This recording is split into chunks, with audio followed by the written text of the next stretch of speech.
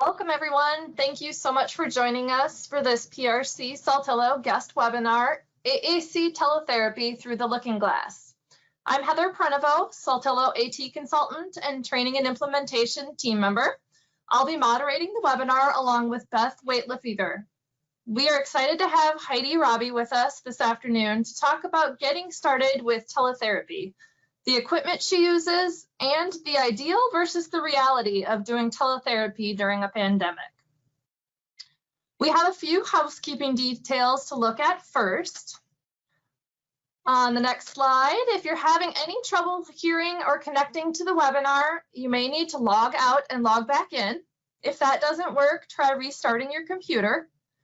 You'll find handouts in the handout section of the toolbar on the side of your screen. You are able to type questions in the question window, and they will be addressed by the presenter at the end if time allows. To receive ASHA credit for your participation today, please download the ASHA form and instructions from the materials section of your toolbar. Remember to put today's date on your form. We will use this to identify the correct course number. You must stay online on your computer or phone the entire time and actively participate. You will receive an email from PRC Saltillo via GoToWebinar tomorrow. This will have a link to the recording, the handouts, ASHA instructions and form, and your certificate of attendance. Please allow a full 24 hours for this to be sent before reaching out to PRC Saltillo to inquire about the forms. Submit your ASHA participation form within the next 15 days. Make sure to put your name, the name of the class, and the date in the subject line of your email when submitting for CEUs to info@prentrom.com. If you do not use the ASHA CEU registry to track your CEUs, you can use the attached certificate as proof of attendance. You only need to submit the ASHA form to us if you pay for the ASHA registry and want your form sent to ASHA. Finally, a feedback survey will pop up as you leave the webinar. Your input is very valued. We hope you take a few minutes and share your thoughts with us. The presenters and the training and implementation staff review this information and consider suggestions when we plan for future events. Also, on the next slide, you'll see Heidi's financial and non-financial disclosures. This course is being offered for 0.15 ASHA CEUs. PRC Saltillo is proud to sponsor our guest webinars as a platform for sharing information. Please note that the content presented in the webinar has been created by the presenter and as such may not reflect views and opinions of PRC Saltillo or our employees. And with that, I will turn things over to Heidi. We appreciate you being here today to share your expertise with us. Welcome.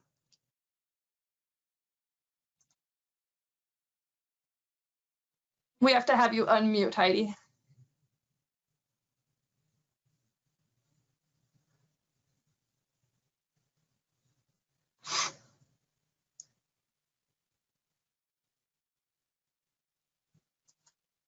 There we go.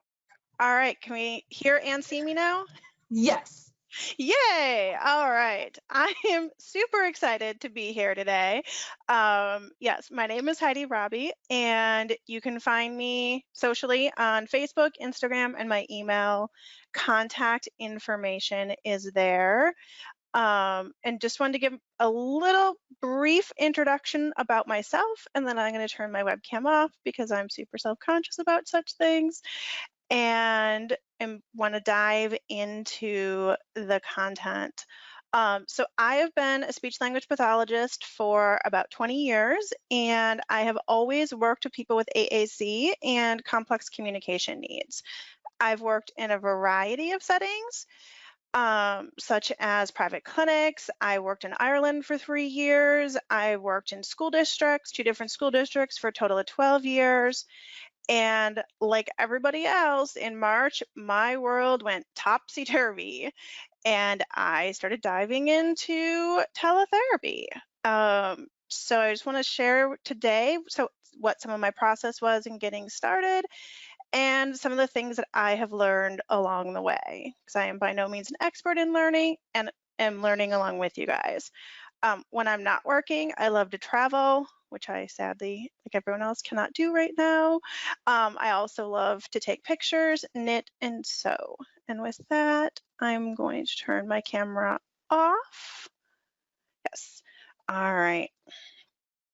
So by the end of our session today, hopefully you'll be able to identify the technology that's needed for teletherapy versus the ideal, that you'll be able to list what types of teletherapy may be able to support your clients, because that's one of the biggest learning curves for me, is that there are different types of teletherapy and it's not a one size fits all, as with everything else in life. That we'll talk about how a trial can be completed with teletherapy and identify what model may be appropriate for clients or students on your caseload. And then also analyze parent perceptions, because it's very important to me that parents always have a voice in my presentations and are central to the work that I do.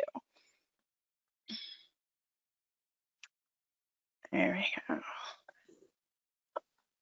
All right. So you may have picked up on by the description and some of the visuals that there's a bit of an Alice in Wonderland theme today. And that is because I felt like I stepped into Wonderland trying to adjust to teletherapy. When the Illinois governor declared a shelter in place for Illinois, I realized that I needed to shift my practice, and quickly.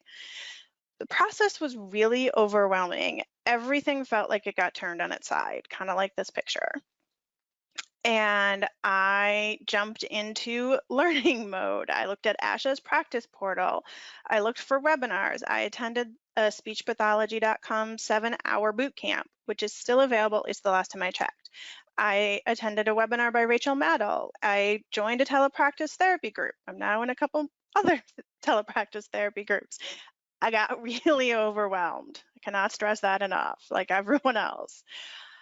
So how was I going to make teletherapy equal or better to in-person therapy, as ASHA says we need to do to be within our code of ethics? That's where I struggled. And I also looked up what the Illinois laws were and tried to verify benefits with my clients, because I'm in private practice. So I need to know that their insurance covers it, or be having the conversations with parents if insurance isn't going to cover my services. And once I found out that Illinois did not have additional licensing laws for teletherapy, because some states do, I looked up how to code the sessions, because again, I kind of need to get paid, and found that ASHA's coding suggestions were not what my payers wanted. So there was some trial and error there and some recoding there. So figured out, okay, insurance should be paying for this. I can figure out like how to do it. Next step I had was, what platform do I use? So since I'm an AT professional in part of my other job and an AAC specialist, I of course determined the features of the system that I needed and set about some feature matching. One of the biggest features that really struck me was that it needs to be user-friendly for parents and myself, and that parents are willing to use it.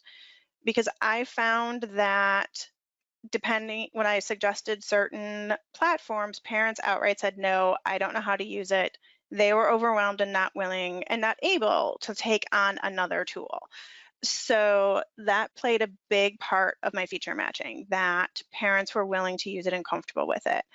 I also needed it to work on a variety of hardware, because my clients are using phones, they're using iPads, they're using Android tablets, they're using laptops, Chromebooks, all kinds of different devices, and I'm using different devices in session. So we needed something that worked across many different hardwares.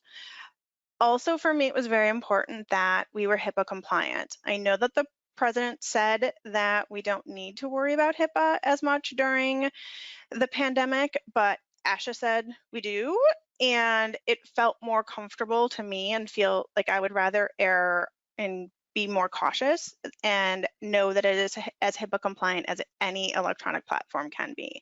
So that was very important to me. Also, that I needed to be able to do screen sharing so that we could have a shared reference point. As I got going, I realized how important an interactive whiteboard is. I thought mouse control was going to be really important. I actually use it less than I thought that I would. and like I said, the ability to log in with multiple devices, but also multiple devices on my side without getting feedback, because at the beginning I had a lot of echo chamber and feedback when trying to log in with 2 devices into the session. And then it works with varying internet speeds, because my internet was inconsistent, especially at the beginning, and we're going to be talking about what my in-house tech support did, aka my husband, who's an IT guy, did to help with that. And also my client's internet is unstable at times. So we needed to work through a variety of internet challenges and have a platform that worked with a variety of internet speeds. So I narrowed it down to 2 platforms. There is up here, hopefully on your handout, this is a hot link to, and I'm going to hopefully share out.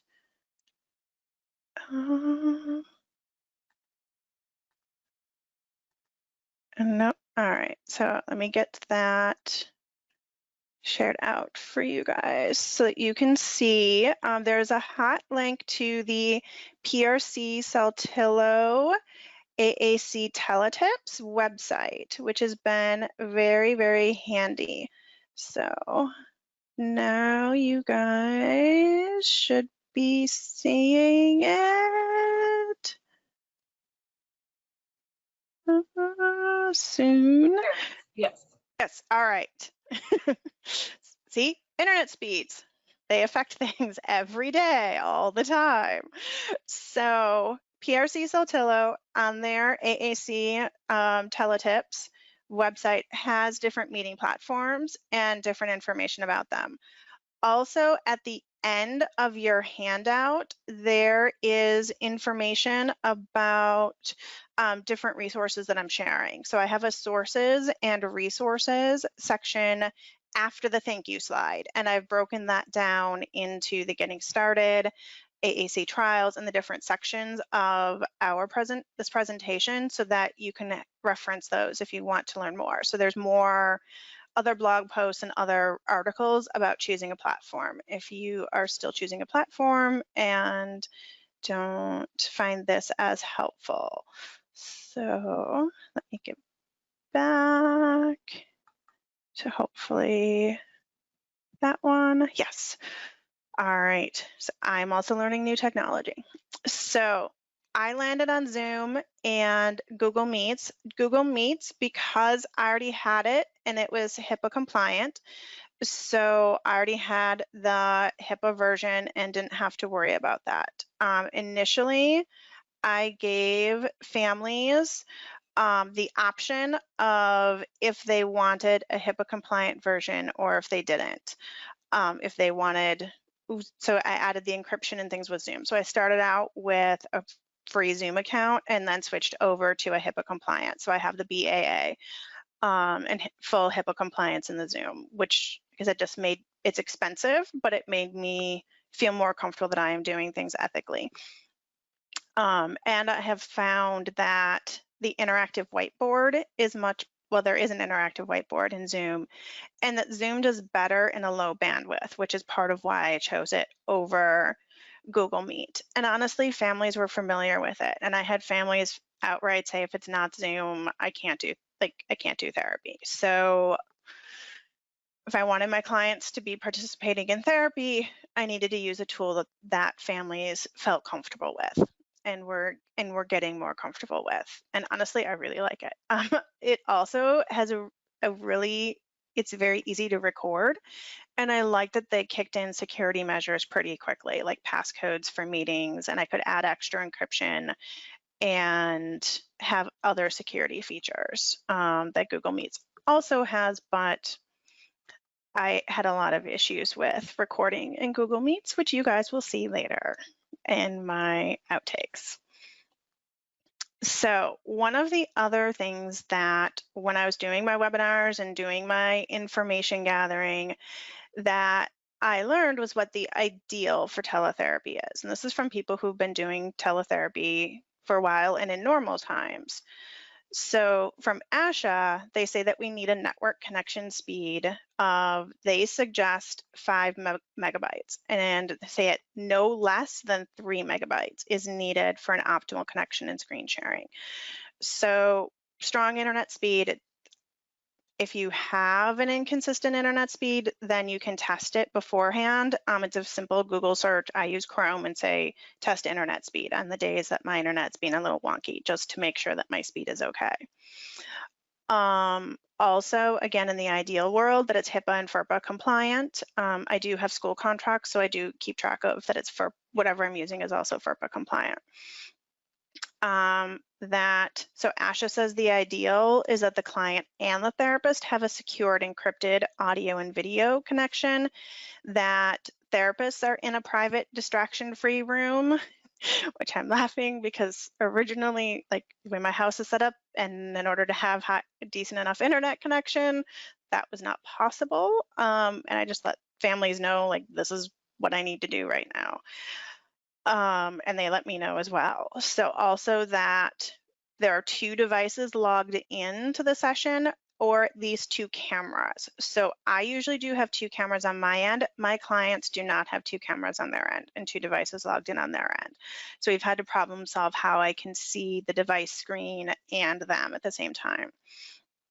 That the therapist is supposed to have headphones and microphone, so increasing your audio quality, and that the client is in a private area or gives consent for others to overhear their therapy, which can be a challenge when you're giving therapy in home, which I always do, but in home over teletherapy is a little different. And that the therapists need to be able to see the client's AAC system, themselves, and materials, ideally.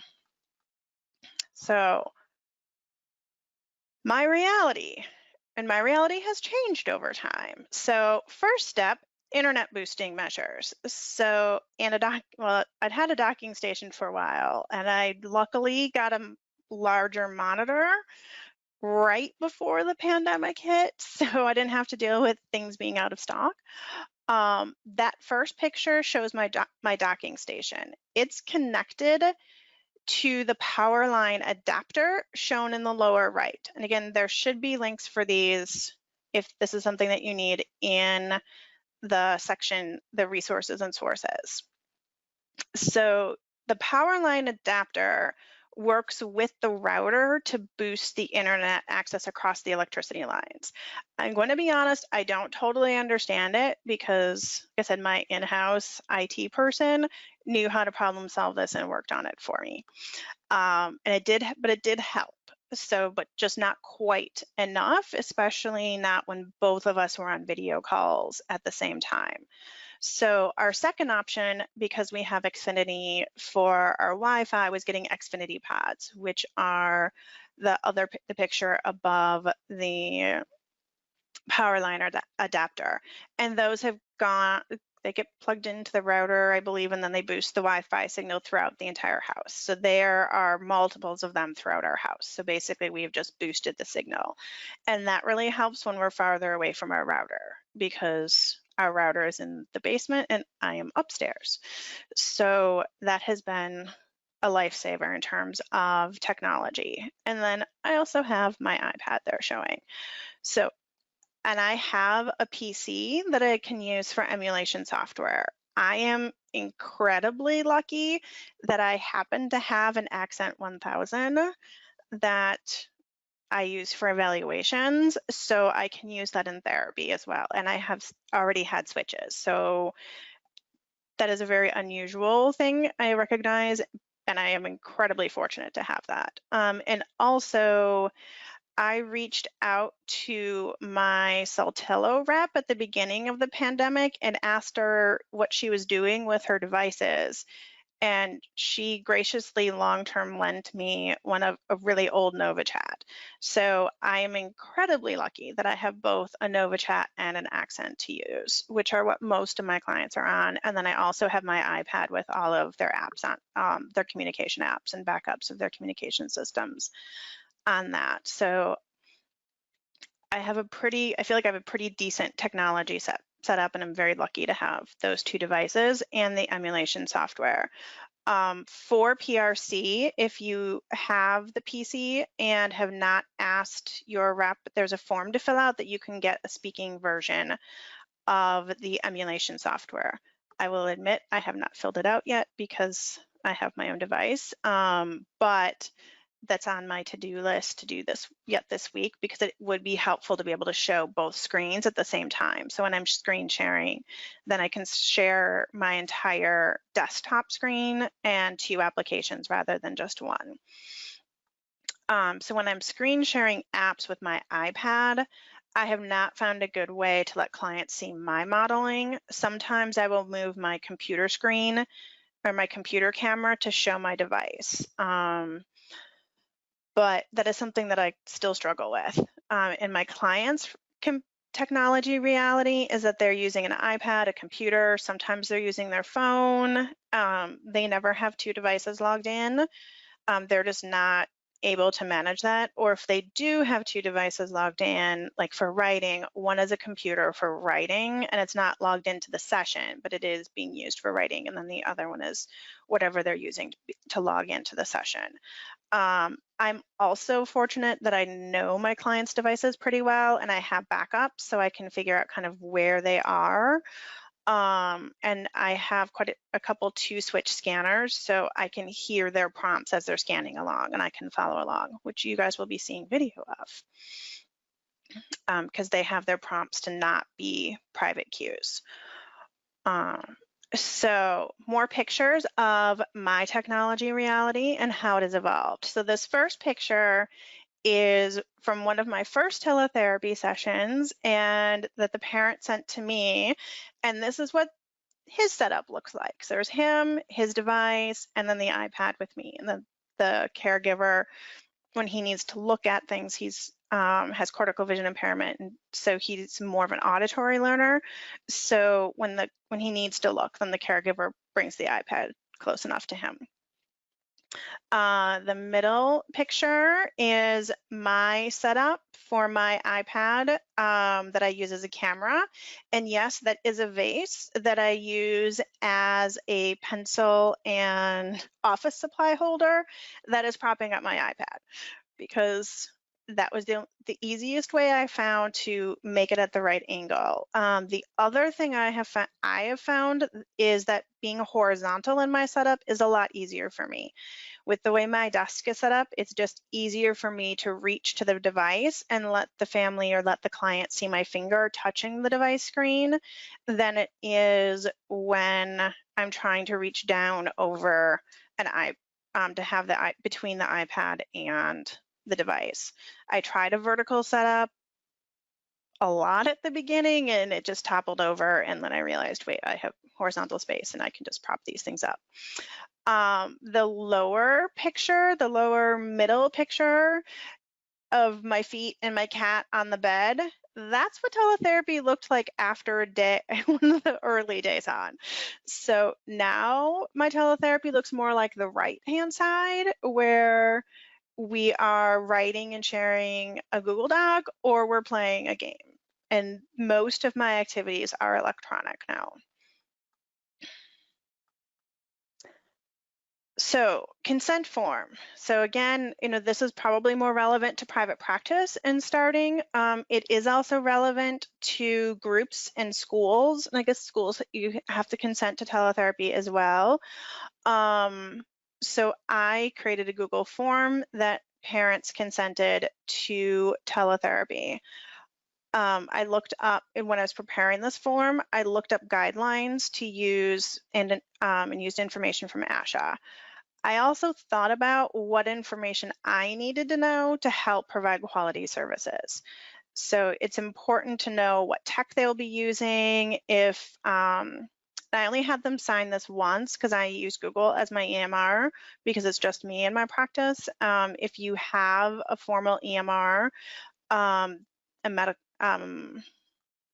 electronic medical records system, then that may send it out consenting each time. So like I have physical therapy via telehealth right now, and I consent to teletherapy each time that I log in to access the session. So now I'm going to show you guys what my form looks like. And again, this should be hyperlinked in the handouts. If not, there is a link down at the in the back of the handout. So I have to share. Sorry, I also talk to myself as I'm doing things. All right. So I started it out with just what is teletherapy, having a definition of what telepractice is, which is ASHA's preferred term, email addresses, had the parent fill out the client's name, because obviously I need to know that, the date, and needed them to to acknowledge that not all video conferencing platforms are HIPAA compliant, and that any internet communication may not be 100% secure, even if it is HIPAA compliant. And ASHA says that the second one is very important, that clients acknowledge and be educated about. So obviously needed to have them consent, and then also needed to make sure that it was explicit that I expected a caregiver to be on site to problem solve, and generally needed to be active in the session. So some of my clients are a little bit more independent in the sessions, but many of them need direct caregiver facilitation. So I wanted to make sure that that was expectation was clear. So also that teletherapy needs to be obviously administered via technology. So I wanted to know what type of technology they have. Initially, I asked them if they preferred to use a HIPAA compliant version or a non-HIPAA compliant version, because with HIPAA, with consent, they can consent to using a different version. However, within like the first month, I switched over to having a HIPAA compliant version of Zoom.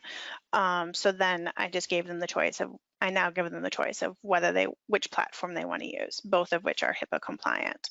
And then always ask consent for recording, and if they consent to recording, what I can use those recordings for. And as you will see, I'm incredibly fortunate that a few of my families have consented to allow me to share for professional development of others.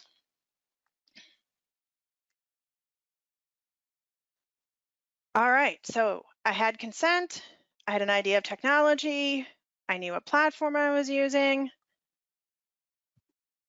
What are the different types of teletherapy? And this one I didn't really look at before I got started. This is more of I have figured it out as I've gone. So because the presentations I went to on AAC and teletherapy said, everyone's a candidate, go coach, just coach. But there are different types of coaching. There are different types of therapy. So trying to figure out, and a lot of this was trial and error. And in preparing for this presentation, I realized that it's evolved, but also, like I said, that there are different types of direct therapy. So first of all, there is direct and indirect therapy.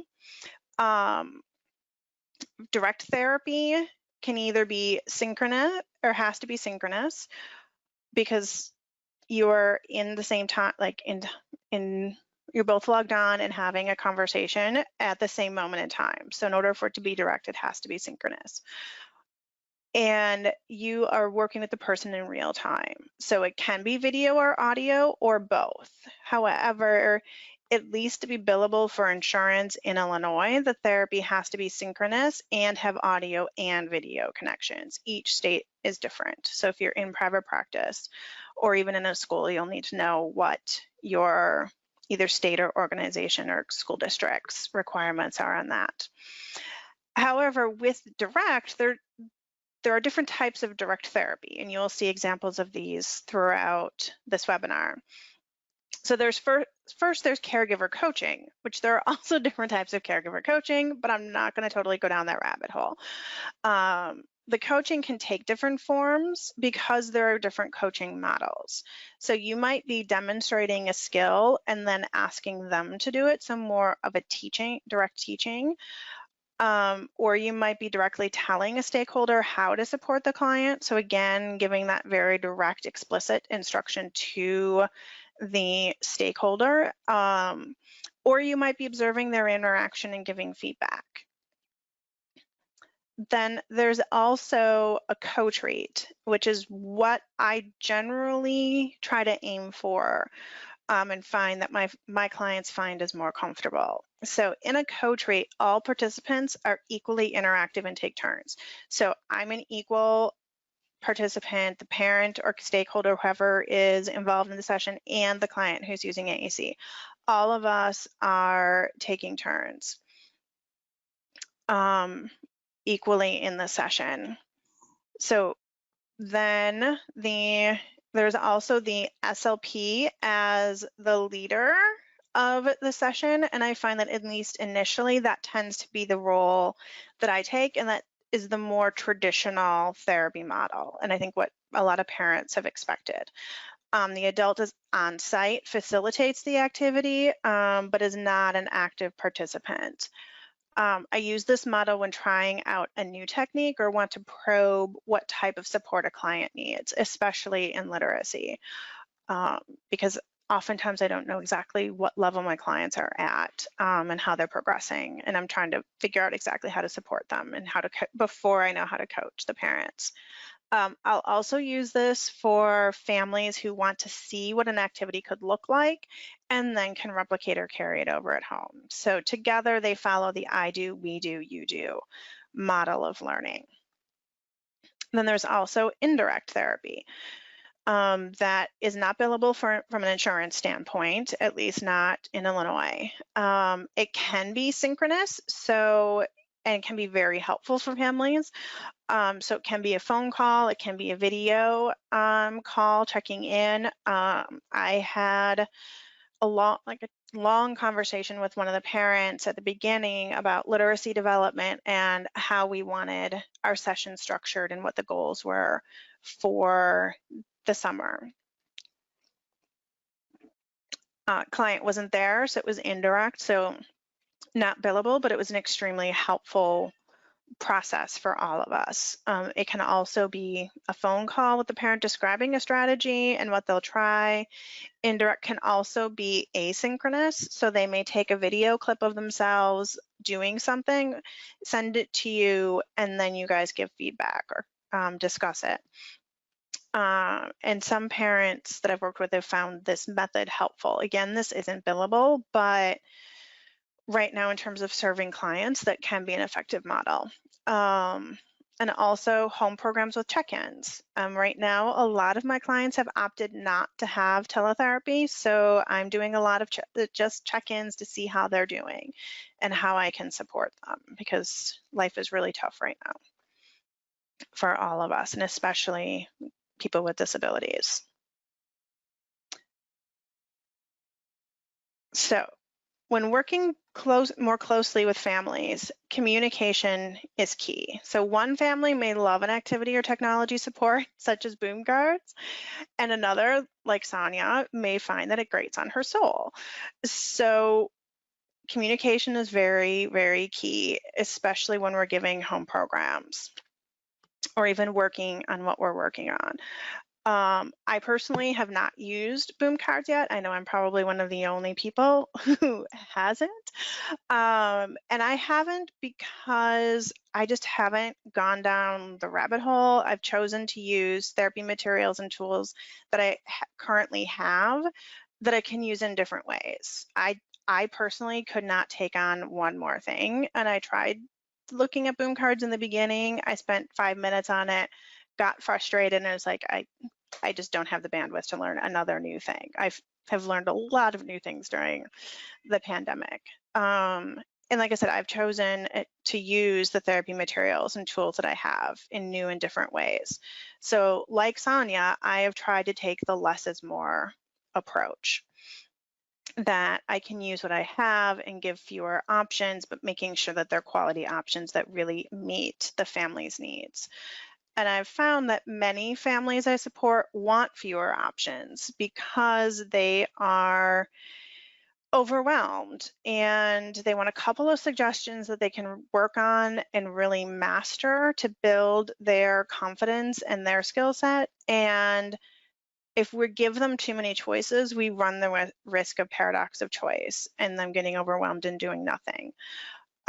So in general, I try to take the less is more approach, and have found, especially during the pandemic, to encourage families to be honest with me. And I generally, for clients that I am seeing in person, if families ask for home program and ways to carry over, I give them ways to carry over. So we talk about suggestions, but I don't make that a huge focus right now, because we're in a pandemic, working, trying to live our lives in a pandemic and trying to manage family. So I feel like everyone just needs grace with themselves and each other.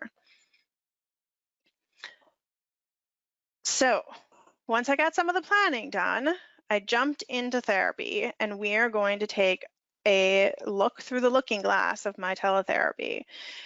At first, I tried to replicate what activities were and look like in person, like I showed you in the picture. And then I realized that therapy should look and be different because it's a different modality. And we may need to use different materials. Some of my materials are different, some are similar to what I used in person, and that we don't have to overcomplicate things. So that if we're juggling with the technology constantly, we can't be focused on the client and that interaction, and building that interaction and engagement and keeping those relationships up that are so hard to do right now. And there also still should be a therapeutic goal, and that goal should be clear. As a parent reminded me, we're not here to entertain our clients. We're still there to provide therapy. We need to engage them and keep that relationship and that rapport up, but still that in of itself is therapeutic. But we need to remember that we are still therapists. Another big takeaway for me was that wait time can be a lot harder on teletherapy. I am never sure of the lag time and have found myself not waiting long enough and talking over other people in session. And parents have told me the same thing happens to them in other sessions, so at least I'm not alone with that. So I try to count to 10 in my head before giving a prompt or jumping in. And I find that that also naturally fills the space to enable caregivers or the AAC user to initiate. So without further ado, we're going to see some early teletherapy sessions where the first clip I tried to videotape myself, and as you will see, I tried to videotape the client, and as you will see, I ended up recording myself. And where also some clips of where I tried to replicate in person and how that went, and then how I transitioned into activities that meet therapy goals and worked a little bit better in that online learning environment.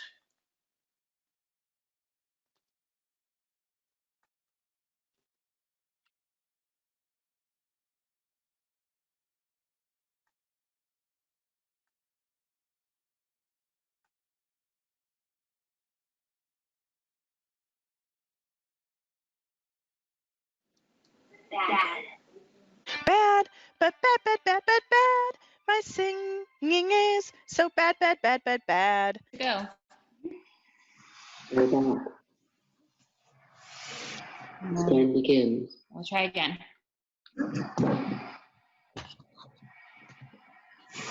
One, More. two, Stop. Go. go. Go back.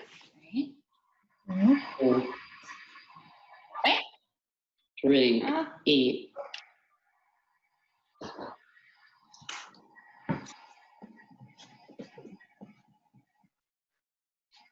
No. Little. No. Need. No. Have. No. Love. Speak. Just go back.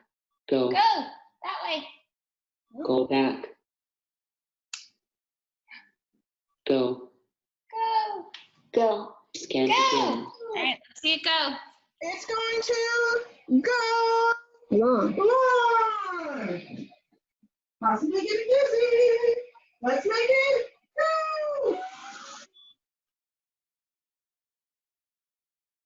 So as you could see, I started out using my iPad camera, trying to replicate things we may do in person. And there was a lot of lag.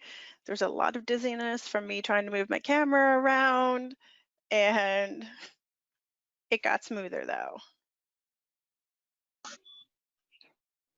Go back. Go.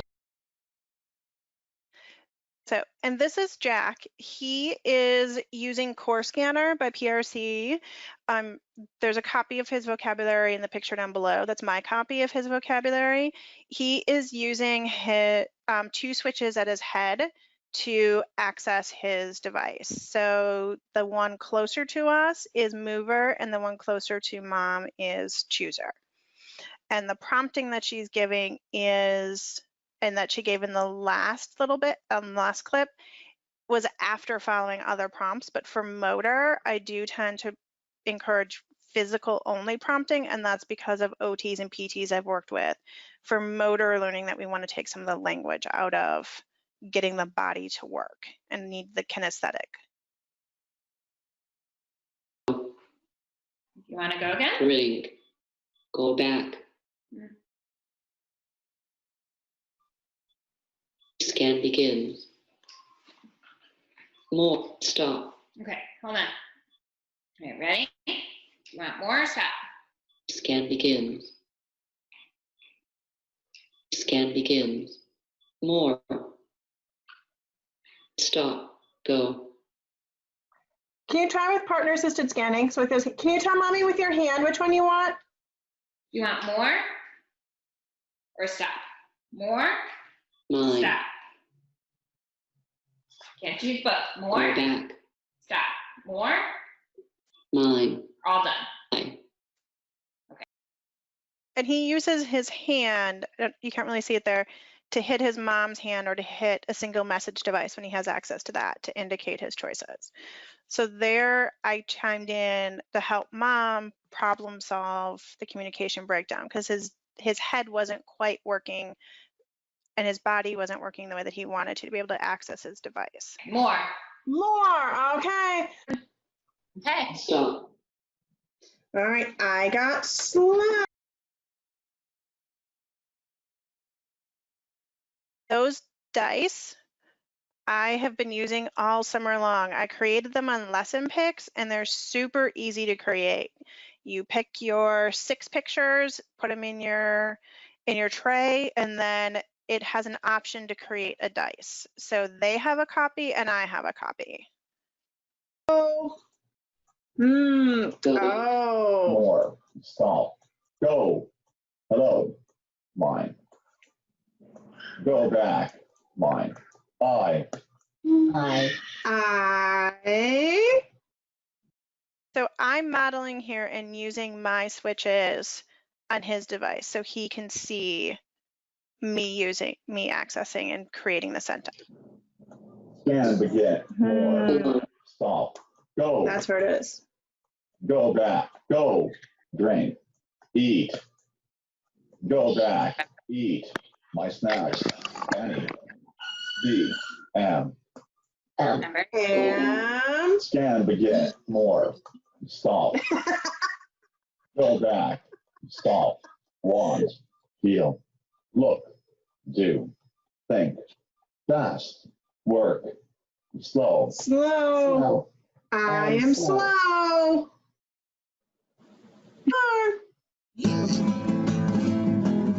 All right, this is Lucy, and she is using a NovaChat, and mom is with her, and a few little clips of how therapy has progressed with her.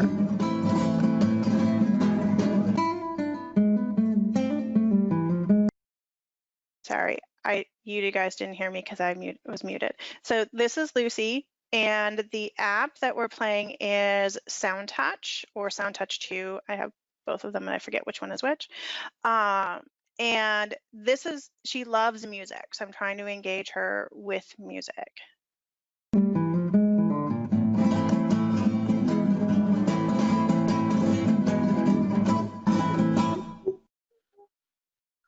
She picked violin. Violin, all right.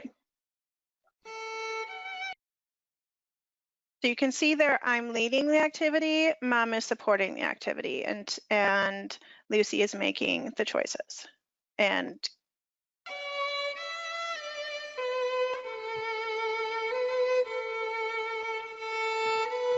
so here we started off more as a SLP led, What color?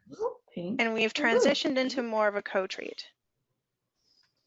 Pink Or blue. And I can make purple. Mm-hmm. Which color?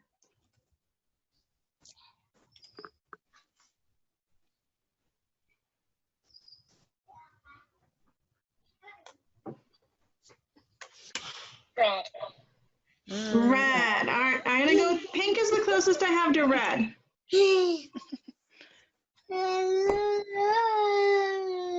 Because I can't get the red to be in the ice cream scoops. I can't get the ice cream scoop to work. So Lucy, who should drink it? Oh. I have a question. Who?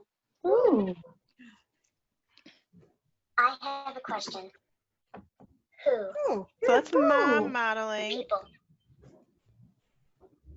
I and see Mom supporting. Mom or Dad Mm-hmm. or me.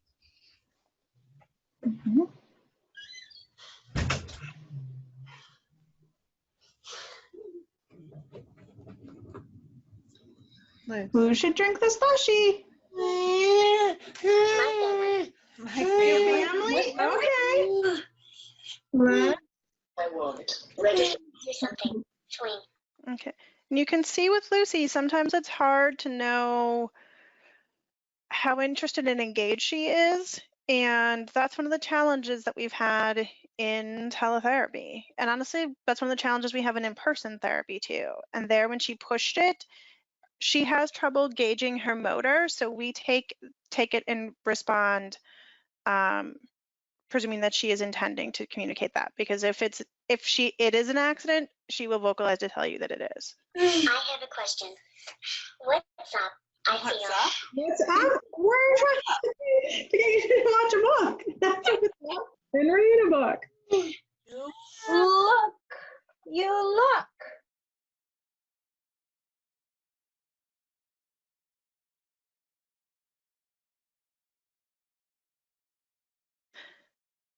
So this is Ryan, and the woman in the lower left corner is a practicum student that I had during the spring quarter. So yes, you can even take a practicum student, a grad student during teletherapy and a pandemic. Okay. All right, let's find it on your device. Look, so where is you? It's in your mind block. Find you first, so keep listening. Hello and mine. Hello. This is Ryan, and he is also a 2-switch scanner, but he is using his head to move and his elbow to choose, and we're still playing around with some of his access. And this is his caregiver, who's always involved in our in-person sessions, so it was easy for her to take over more of the lead in guiding her in her prompting and how she's supporting activities. Mine. Oh, Mine. here, I bumped with my elbow. Can I get you back? Okay, mine. I helped you get to your mind block because I bumped it. Remember what word? You. That's right. You remembered. Good. You, but you what? Remember what it was? There were 2 words. You look. Look is in your. Can you find it? Find it. Look. So Ryan's accent is not unlocked, so Stop. I'm typing what he's Now dictating. We've played around with trying to use the voice typing, which works in person. It does not work very well through the computer. So I found it easier, just he dictates, I type. Jax is integrated, so he can type plugged directly into his accent, plugged directly into a computer, and can type that way as an external, uses accent as an external keyboard. Go stop, what, feel, look. Can I get a little closer? Okay. think it's ready for your head. Want. Two more. Feel. One more. Look. Beautiful. Yay! Look.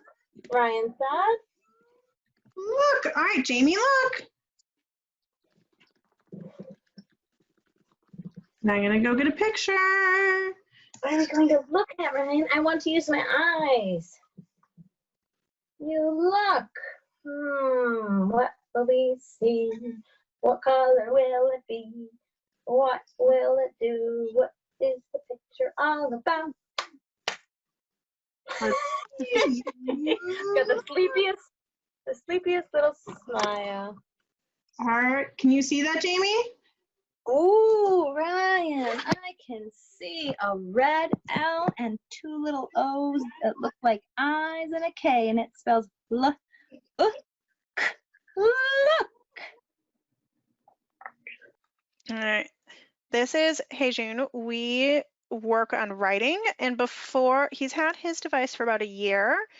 I have to brag on him about him just in general because he is from Korea. He is fluent in Korean.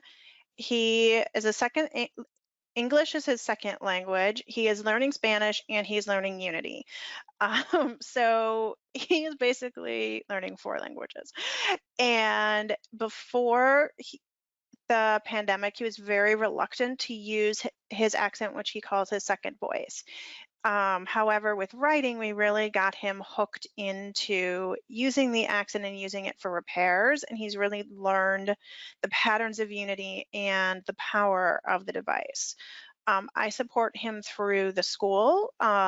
You'll see some of the school therapists on the sessions that I show of him as well. So there are sometimes 3 adults, 4 adults, and him. But that is the nature of sometimes school.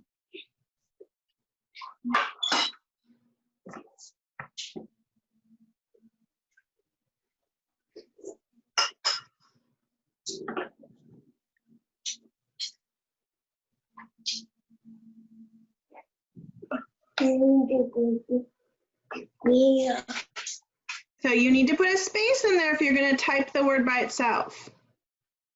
So there you go. And then move your cursor all the way over. Do you want to look at my screen for a sec? So let me show you on my screen. Here. All right, so on the keyboard, do you see where there's where my cursor is flashing a little bit? So if I move left, it goes right by the T. So I need to just move it to the right. Move it to the left, move it to the right. So you can use your arrow keys. Okay. And then he does. Want to try it? So another takeaway from teletherapy, I think this is kind of AAC therapy in general, is that it's slow. So teletherapy is slower, I find, especially because of some of the technology lags, but it can take a long time to compose the message that you are wanting to say. So having that formulation time and not rushing it is really important, especially when you have kids with tricky access issues, which are quite a few of my clients. So that is what teletherapy looks like in my world. Some successes, some challenges, some flops. We can also support AAC trials remotely, and that can look in a few different ways. So it can be done. It just takes a bit of tweaking to the normal process. So this picture shows a screenshot of one of my clients during an AAC trial. It also shows what I was doing early on. So I had if I was sharing on an app, I had my computer turned to be this towards the device so that the computer device was in the webcam of my computer instead of me. And then if my client wanted to see me, I just poked in so they could still see the device, which the caregiver found really helpful. So that's more for the caregiver. Again, the woman in the upper left corner is my SLP practicum student that I had for a couple months. So like I said before, that can be done too. We often share my iPad screen, so that has worked for having, like I said, for having this other way of sharing the device screen. So I could also share the screen with the emulator, but I have not found a way to do iPad sharing and emulator at the same time, and haven't played with the iPad mirroring on my computer because I only recently found out that you can do that with a PC.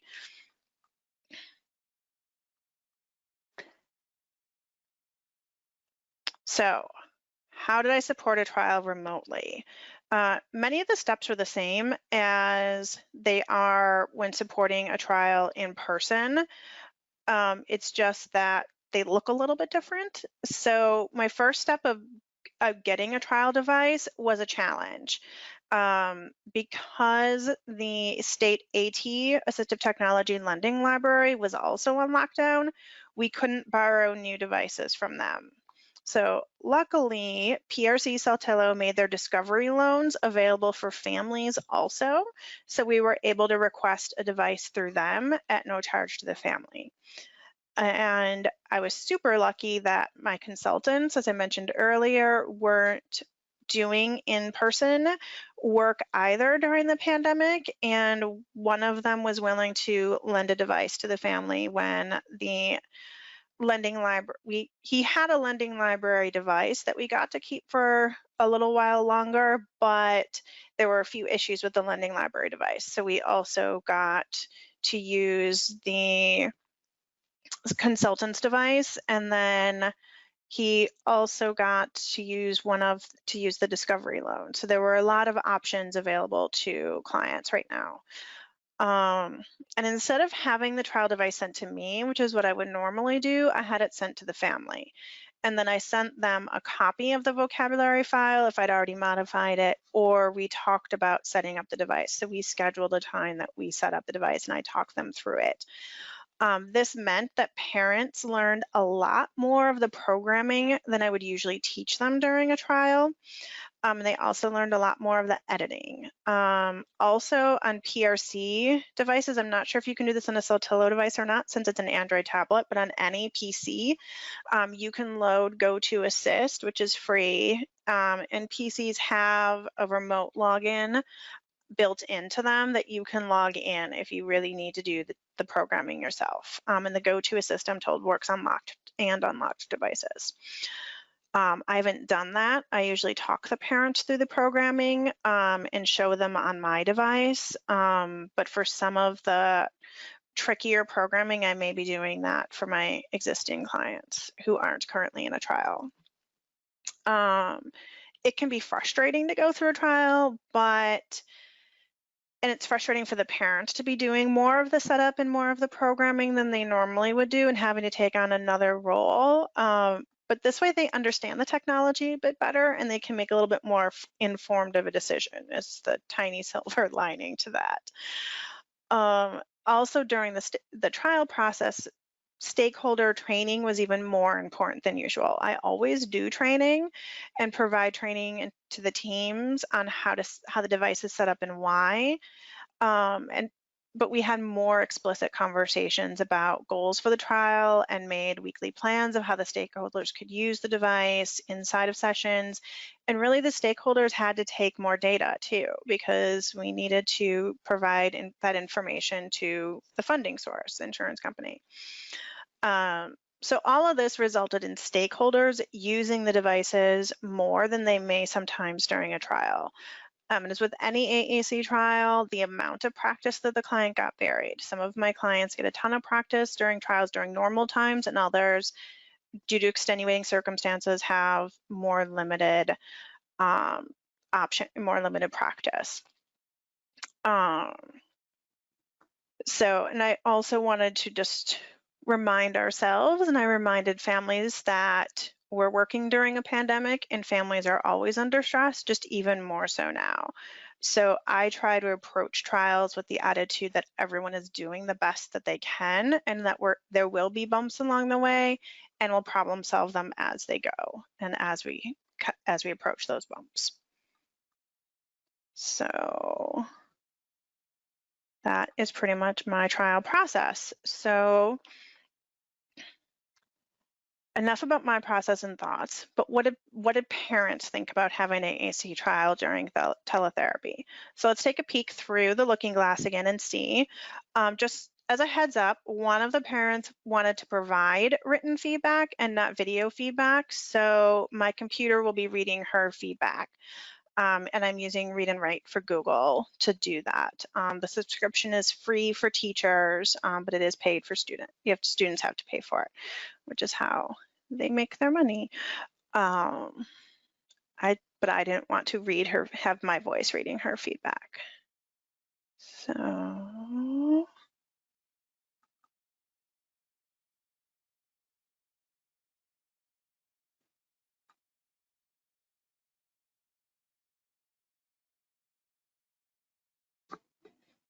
Challenges were that in normal times, this would be done through Bella's teachers and therapists at school, but because she was out of school, I had to try to fit this into my schedule while also working full-time. Also challenging to do things through a screen because Bella doesn't totally get that and not have the same kind of reinforcement throughout the week that she would have had at school. What were the benefits? Sure. Well, I feel like we had an advantage because it was so helpful to see you model it in person a few of those times before we transitioned to teletherapy. So that was very valuable. So at least I feel like I had a foundation to start to use the device. One advantage that I found being out of the school setting was that, and I know I'm more of a type A personality, but that I had control over how the device was being used. I found it helpful that there was consistency in how it was used because it was always being used in the same way with the same people. So I feel like that was actually an advantage to be on complete lockdown during using the device. I was really happy to be able to go through the trial process during quarantine because this allowed Bella to get approved for her device, and she now has her own, which she is using with her para who comes to our home on a regular basis, and this will be for the long term. Even though there were challenges, I certainly view doing the trial remotely as a good way to get her acquainted with the device and make progress during a challenging time. The other option would have been to just wait for an indefinite period of time, which did not seem like a good choice to me. What should other parents know about doing an AAC trial via teletherapy? It may not be the ideal circumstances we all want, but I definitely think it's better than just waiting until things resume to normal, because who knows when that will be. Even if circumstances are not ideal for learning and it can be hard to fit in without in-person assistance from teachers or therapists, progress can still be made and sets the child up for success to use the device long-term. So those are some parent perspectives. We're going to dive into what trial therapy looked like for Bella. I know. Okay, go, go, go.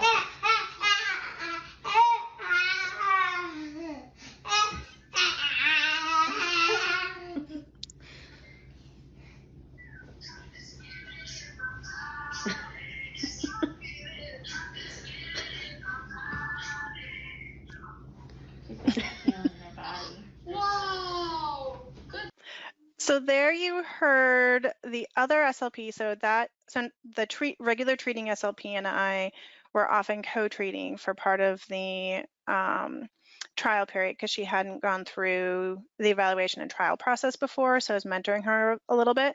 So you can see her Bella's computer. That's where the voice is coming from. And we used more of a traditional coaching model where we observed what the family or what the communication partner was doing and then gave feedback and suggestions. Bella.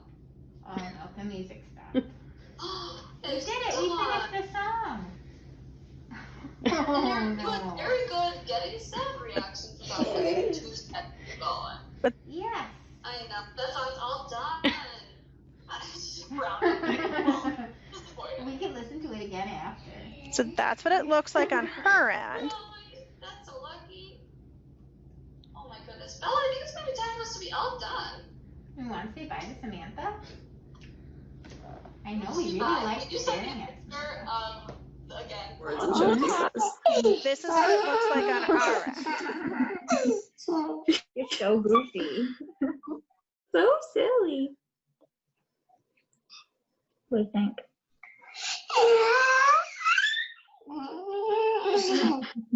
Hi, what's up?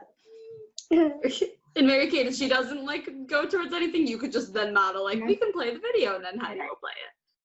I'm gonna play the video. I can eat. So embedded partner training. Oh, that's mine. Whose are these? Mr. Rogers have to go away. She got to hear more than that clip. I cut a lot of it out. Yeah, let's see that again. Excuse me, Boo Boo. You can just ask. You can just tell her you want her to start it. Watch. Oh. Great. Perfect. Will he ever come back? Oh, sure he will. He said he would. Okay, and during that section, we talked about how it was funny to make it go slow.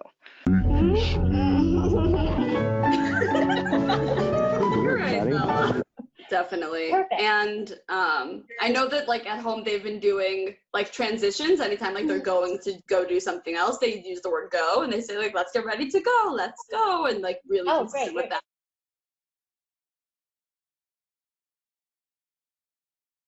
So that is a snippet of what trial therapy could look like, and that is more of the coaching model. And I showed her because I wanted you guys to see more of the traditional coaching model. And get back to, all right, so that is through the looking glass. Okay. All right. So that is talking. So we've talked about trials, we've gotten going. You have seen some of what therapy can look like.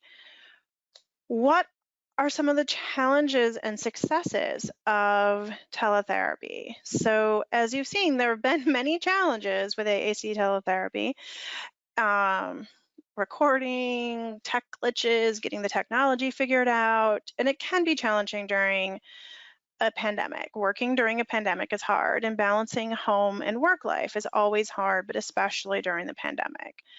So I think it's important to acknowledge our challenges, and this is the interactive portion of our webinar. Hopefully this works, or you can copy this link.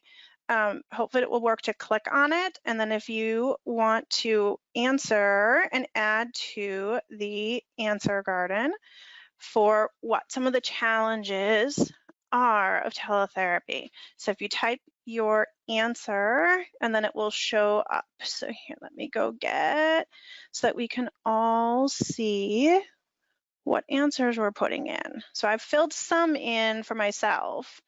Want you guys to click on Answer Garden.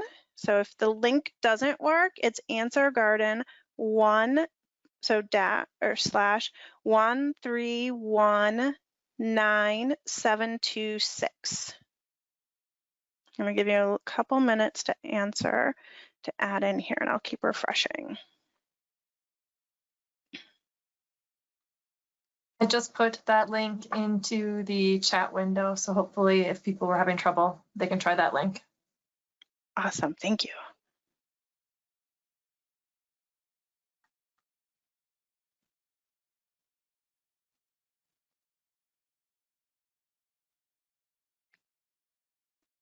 Next we have uncertainty. Yes, so many variables. A couple people, so I said Zoom fatigue. programming devices, updating devices, patient environment, increased screen time, synchronous scheduling is a challenge. Ooh, imposter syndrome. I am so thankful to the person who put that in there because I had major imposter syndrome at the beginning trying to figure this out. And there were many days where I thought I was doing a horrible job and just kept plugging away at it. Yes, quickly fatigued students. Yes, I do find that my sessions are a little bit shorter. So they tend, in person, they're 45 minutes to an hour usually. They're pretty much 30 to 45 minutes in person.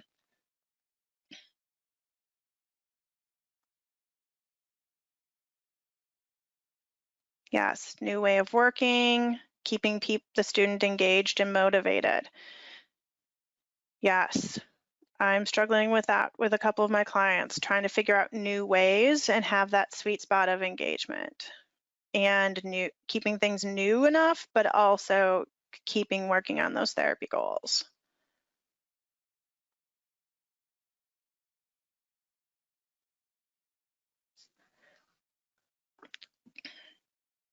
Yes, Zoom fatigue. I also find that offering families a break in therapy for even a week or a couple take a session or two off tends to help that.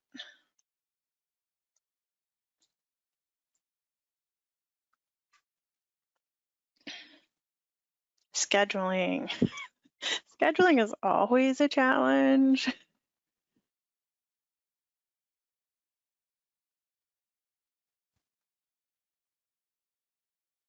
Yes, getting buy-in from families to try it. That has also been a challenge for me.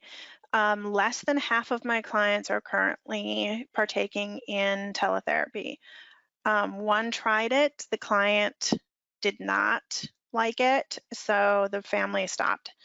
So I found for a couple of my clients who were hesitant, offering just a no risk, like, hey, let's try a 15-minute session, see how it goes, and then go from there. And also just talking to families about what their expectations are and what it can look like. And hopefully now having some video of what it could look like helps, because I really struggled with that.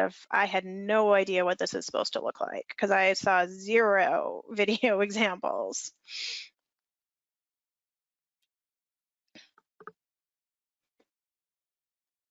Awesome. Yes, we have a lot. So if you guys want to keep adding that, I'm going to move on to successes, because in addition to challenges, I think that it is important to talk about our successes. Oops. The wrong thing. There we go. Hopefully that works. Oh, yes. Okay. So that one is, so if you want to do the same thing, Answer Garden. So HTTPS Answer Garden. It looks like .ch. I'll give you a little bit of time to copy that. 1319735. And we'll hop over and see what you guys have found as successes. Oops, here, let me click on it first.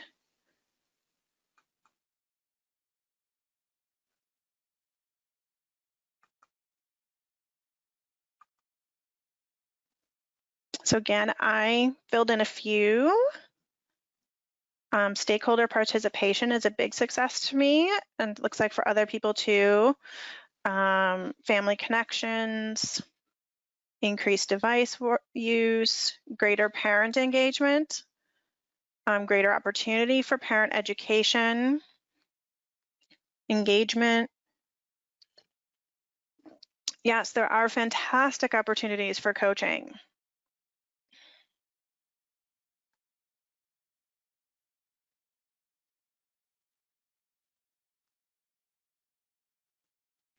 Family connections.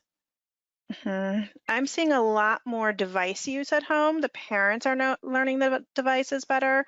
The clients are using it in a little bit more functional activities. Even if I'm leading it, the parents are then getting more ideas of how they could implement and how they could use the device at home in different ways, which you'll be hearing about soon.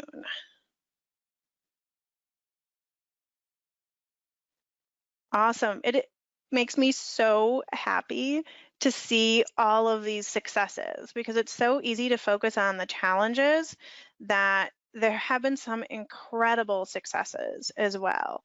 Yes, sibling engagement, parent participation, parent engagement, growing parent skills in AAC, parent training, support. Yes. We've known for a long time that we need to partner better with families and stakeholders. And I think this has pushed us off the ledge that we kind of needed, even though it has definitely had its challenges. All right, if you guys want to keep going, we can, and we'll share that out. Wanted to show you guys some successes and challenges that I had in addition to the ones that I already showed. So like everyone else, I had challenges when I started, which I've talked a little bit about, but I've also had some amazing successes, and it's been so powerful for me to see even 3 months ago where my clients were and where they are now. So I wanted to show a short highlight reel of a couple of my bloopers and some of the things that I've considered highlights in therapy so far.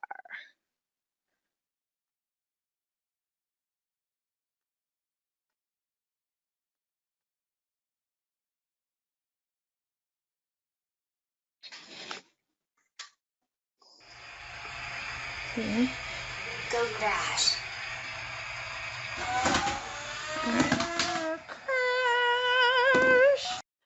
All right, that, I always feel the need to say this, that ramp is a giant post-it board that I use to remind me of what my goals for my practice are and basically like why I do what I do and what my mission is. So it felt very poetic for me that I was using it as a ramp and the car was crashing because I felt at the beginning like I was crashing. It is Happy or sad? Who's sad? Molly sad? Is Molly sad that the toys are at my house? So this is another AAC trial session, but is Molly feeling sad? Not a success. Yep. You could see, not so happy with me having toys on my end. But there have been some amazing successes too. Remember, oh, I don't, you have to figure it out yourself. It's the B, remember? Yeah. Go find, okay, so we have like. Also, as I was watching this back, this is a recent, you can see it's a recent session, how much more relaxed his mom is as well. Just how much she's had so much practice with the device and so much practice in the session that their interaction has changed quite a bit. My jokes. My jokes. Like. I am like. More stuff, go. Do you want to get funny? Go back. Hello. All right, so let's go back to like. Like. My jokes. My jokes only. Smile. I do like. Do I like funny? Do I like? Funny. Start. Jokes. No, we missed it. Fun. Speak. Just go back. Like. My jokes. Only. Keep going. Smile. So when he gets excited, his whole body. Do I like? Do I like? Funny. Funny. Joke. Oh. He clearly has a different idea here. Yeah. You do like to joke. So another riddle, or a riddle in addition to a joke.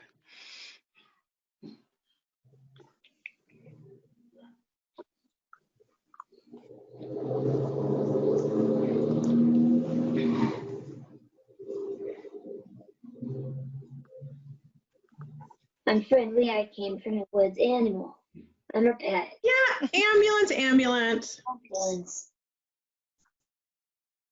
So this is also progression. Hi. Fire truck. Hi, fire truck. All right. Look so happy today. Fire truck. I'm getting it. I'm Fire being truck. slow. Yeah, I'm being slow. I'm sorry. Okay. You can tell me. Hurry up. Is this the right one or the wrong one? So he's leading the Is that activity. right or is that I'm just wrong? controlling the tech. It's right. It's right. Right? All Or is right. it wrong? Right. There's a boy.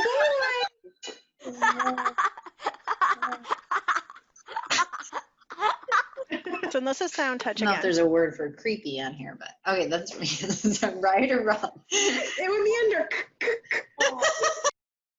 You can see we threw a little literacy in there, lots of humor.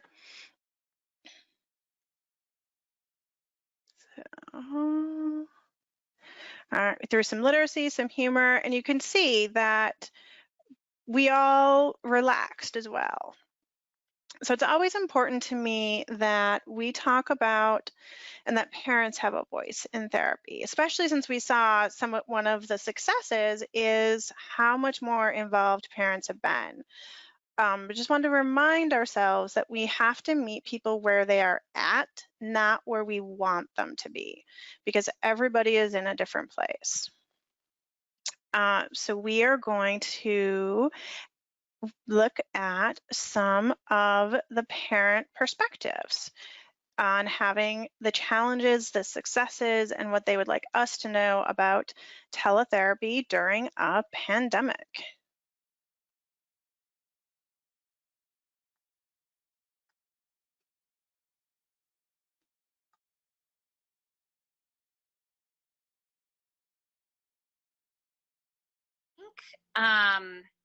What's been really nice is like being able obviously to continue therapy despite the quarantine being put in place, but not having that interruption.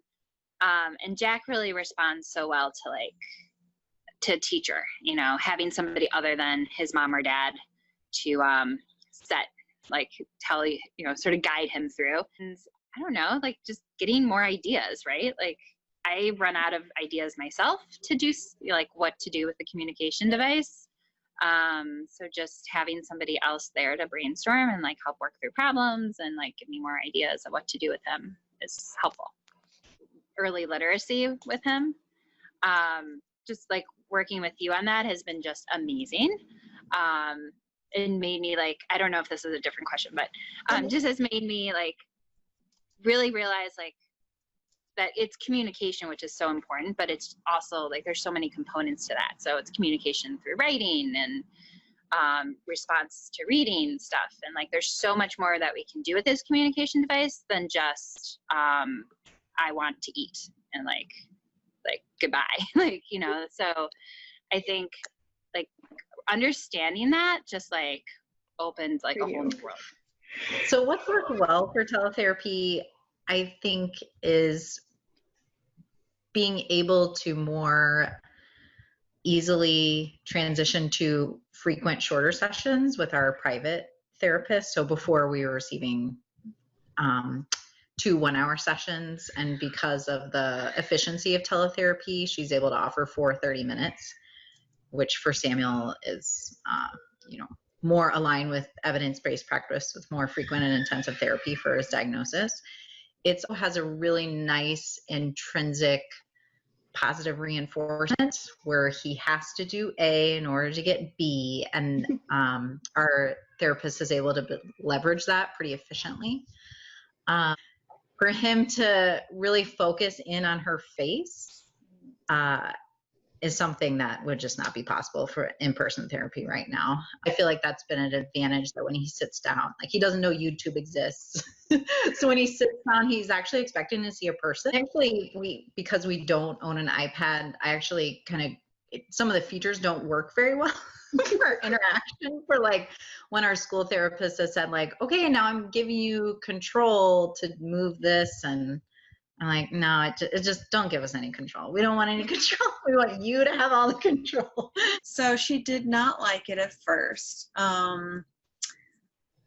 but we stuck with it and it got better. So what worked well was the knowledge that myself and my husband got, because obviously we had to be with her the whole time. She can't navigate a computer on her own.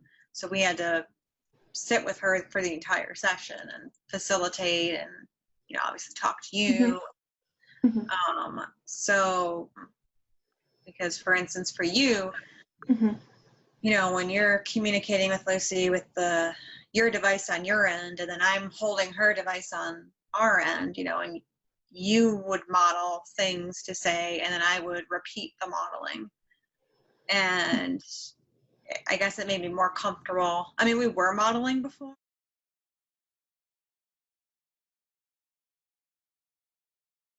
Therapy. I mean, an obvious challenge is the attention span in terms of another challenge, and part of the reason why we've declined some of the teletherapy that's been offered with different practitioners is when there's no relationship between our child and the provider before teletherapy was attempted to be initiated.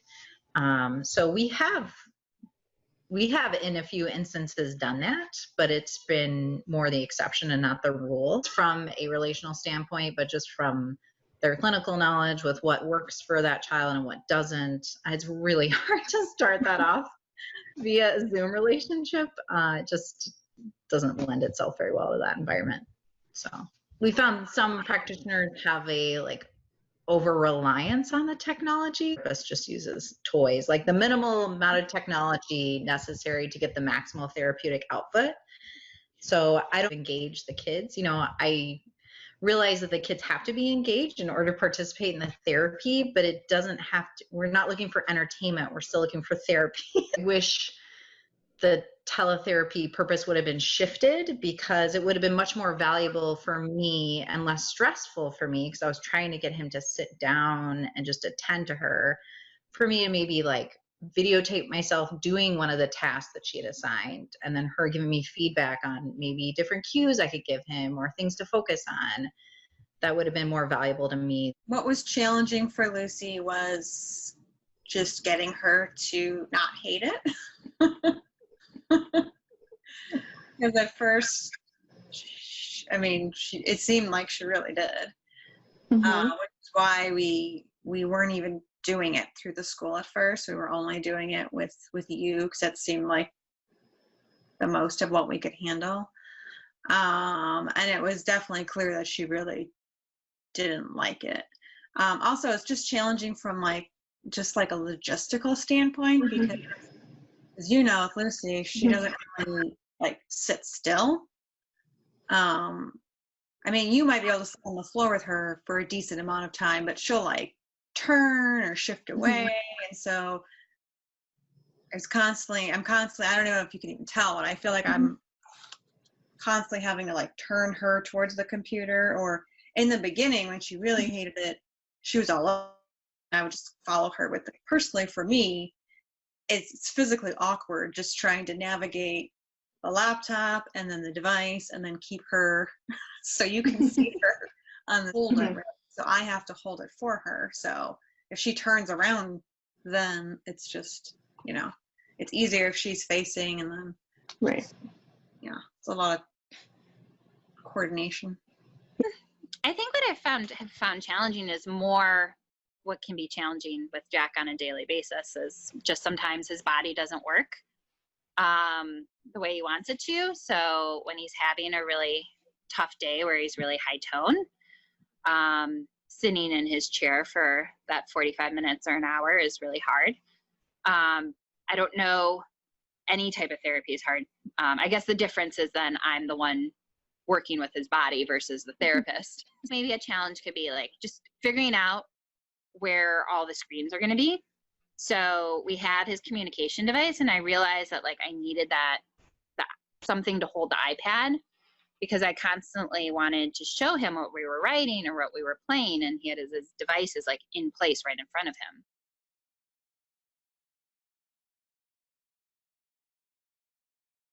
Like, oh God, like, well, the therapist is there and they're, you know, still the therapist and in charge, but like now also we're like a therapist too. And then we're just feeling like, oh God, like we don't know what we're doing. And like, am I doing it? Like, yeah, I try to follow your lead with whatever you model, I model, but then I'm like, am I doing a good enough job modeling? Like, you know, whereas before I would just be like an observer,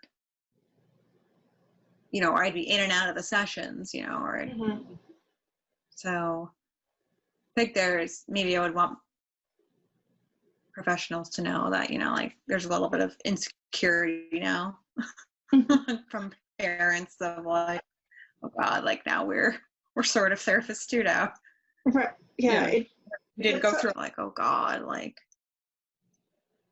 you know, how far behind is she going to slip now that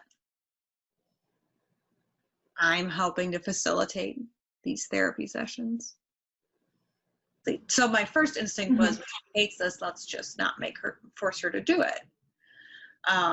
But then, yeah, it just felt like, well, this isn't like normal times.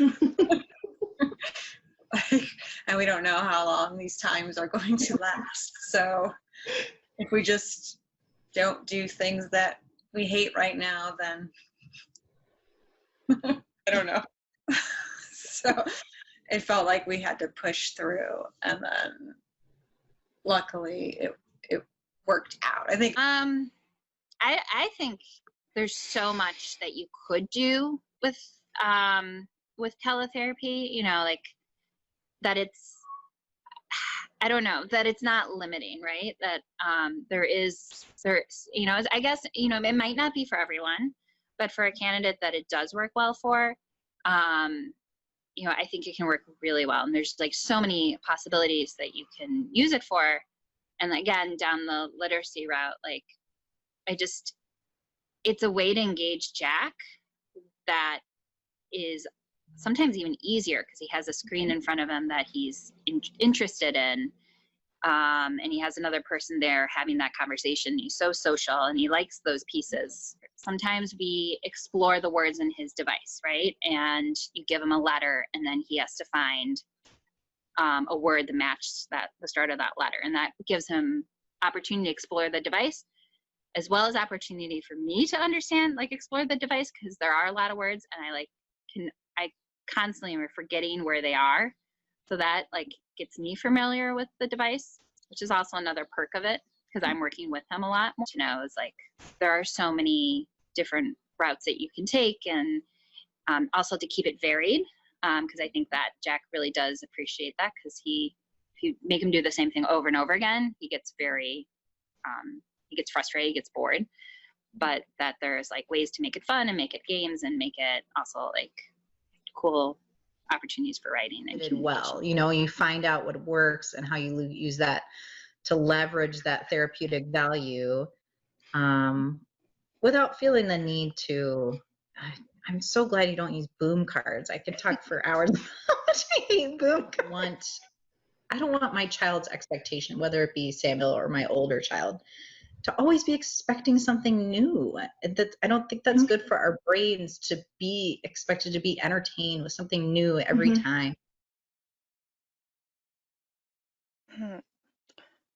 So you can see parents have different perspectives, and thought it was important. I know I've gone a couple minutes over, but wanted to say thank you for hanging in there, to those of you who did, and for attending the webinar. And hopefully it was helpful for you. Thank you so much, Heidi. That was amazing. And the comments from our participants about sharing the parent perspectives and showing your challenges and your successes was amazing. We want to thank all our participants for joining us today. Don't forget, if you're using the ASHA CEU registry, to submit that form to PRC Saltillo within the next 15 days at info@prentrom.com. A follow-up email with the handouts, the certificate, and links to the recording will come within the next 24 hours. Just give us a little bit of time to get that up. They will also have recordings up of the webinar on our PRC brand YouTube channel and our Saltillo and Touch Chat YouTube channels by the end of the week. So you can go back and rewatch and get more information. And then we did have one thing, if you could, or if you're willing to share your consent form, the link did not let people in to actually look through the different responses or questions that you had. So that would just be one thing. And then we gathered questions for Heidi to answer, and we will also send that up in a follow-up email.